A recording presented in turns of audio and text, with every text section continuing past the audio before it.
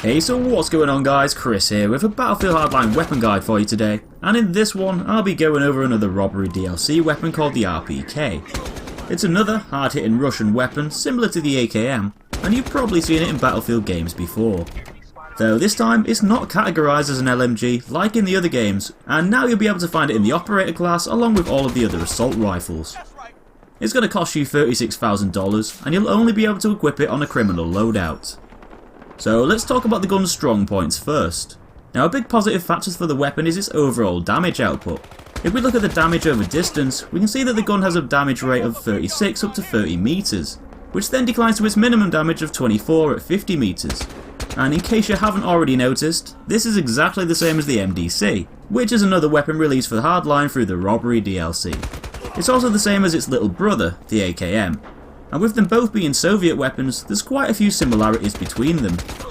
So just like the AKM and the MDC, the gun's going to kill someone in 3 bullets at closer ranges and up to 5 bullets at longer distances. And this means you shouldn't have too much of a problem killing your targets, so long as you hit them. Now the RPK may be classed as an assault rifle in Hardline, but it still has some of its traditional LMG traits. One of these obvious traits, which improves the gun further, is its ammo capacity. With each magazine giving you a total of 51 bullets, the RPK has the biggest ammo count per clip of all the operator weapons, apart from the ARM, which also has 51. More bullets means less reloading, and this means that you're allowed to play a bit more aggressive towards your opposition, as you can roll through gangs of other players like a freight train without having to worry too much about being left high and dry in the middle of a swarm of trigger-happy enemies. The RPK might share a few things with LMGs, but they're not all good things. Because the gun is firing heavier, more damaging rounds, it's also going to make the gun jump around all over the place. It's got an upwards movement of 0.7, a rightwards movement of 0.4, and a leftwards movement of 0.18. So the gun's mainly going to jump upwards and mainly drift to the right, with that rightwards recoil being quite dominant. This might make it hard for you to track some targets, and as for taking out anyone in the distance, you're practically going to have to tap fire or shoot in small bursts if you want any chance of hitting your targets. The extra jolt to the right might put some of your shots off target, and so it might seem like the RPK has more recoil than it actually does. Just take this into account and maybe even try strafing left, so that your gun naturally bounces over the enemy. Another negative trait that the RPK shares with the AKM is its slow rate of fire. Firing at a speed of 600 RPM, the RPK is one of the slowest shooting guns you can use. Some would say that the slower speed makes the gun more steady, but that recoil pattern says otherwise. 600 RPM isn't too bad, considering it only takes a few bullets to kill, but you'll have to be sure your shots are going to land if you want to secure that kill. It's not exactly a spray and pray weapon, and if you miss too many shots, the other guy is just going to shoot back and probably kill you with their faster firing gun.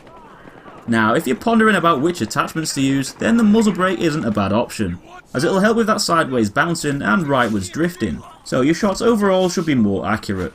The compensator will create more horizontal recoil, though it will lower that 0.7 vertical jumping down to about 0.57. This could be a better option to go for if you're having a lot of trouble keeping the weapon from bouncing up and drifting into space, but this will make the gun less accurate and probably less reliable in longer range engagements. If you're more of a defensive player, and you stand still a lot, going for kills over distance, then the heavy barrel might be a good fit, lowering that ADS base spread by 50% and overall recoil by 20% when you're not moving. Now because the RPK is a slower firing gun, and it only takes a few bullets to kill, it's your first few shots that are going to be the most important, and so the angled foregrip is a good match for the RPK, to lower that drastic first shot recoil down by 33%, making the next couple of shots a bit easier to control. This should also help a lot if you're tap firing at enemies over longer distances. Well, all in all, the RPK is another heavy hitting assault rifle from the Robbery DLC. It can deal a high amount of damage and drop enemies in just a few bullets, though it only fires at a sluggish speed of 600 RPM. The RPK can kick like a wild animal sometimes, but if you can tame the beast and learn how to control its movements by burst and tap firing, and taking its drifting into account, then the gun can perform well at most ranges. Not to mention that it's also got a chunky 51 bullet magazine, to back you up if shit hits the fan. So I hope you enjoyed the video guys, punch that like button if you did, and don't forget to subscribe to see all my latest videos and content. Take it easy, and I'll be seeing you in the next one.